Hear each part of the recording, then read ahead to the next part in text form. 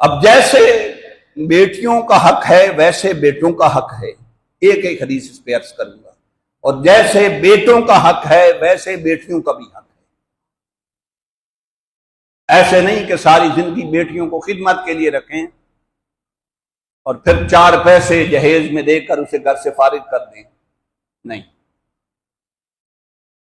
रब्बे जुल जलाल ने और आका अलैहिस्सलातु वस्सलाम ने बेटी को भी विरासत का हकदार ठहराया है। अगरचे बेटे से आधी विरासत की हकदार है मगर उतनी तो हकदार है ना। हमने अलग उसूल बना लिए, इनकी शरीयत इजाजत नहीं देती जहेज बहुत ज्यादा दें, कहां शरीयत में लिखा है? हकमाल बहुत ज्यादा रख लें, कहां शरीयत में लिखा है?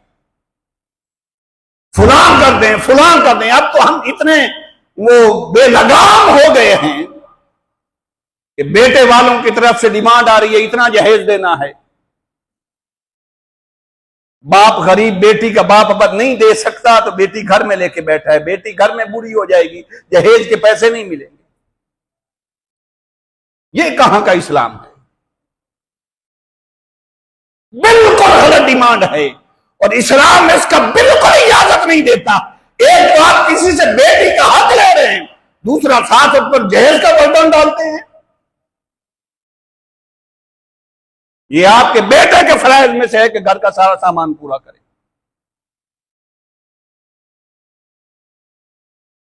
दूसरी बात, इससे बड़ी कभी बात यह है कि अब जनाब लाड़ा साहब दूल्हा साहब आ रहे हैं तो ससुराल में से बेचारा ससुर जो है वो या गाड़ी दे, अब नया रिवाज आ गया है।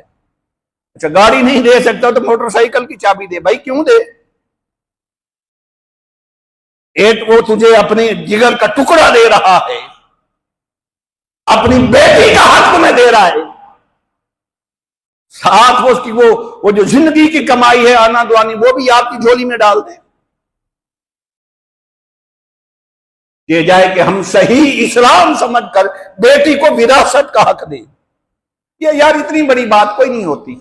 अगर आप अपनी बेटी को विरासत का हक देंगे ना तो आपकी बहू भी वो अपने ननिहाल से विरासत का हक लेके आएगी, हिसाब पूरा ही हो जाता है।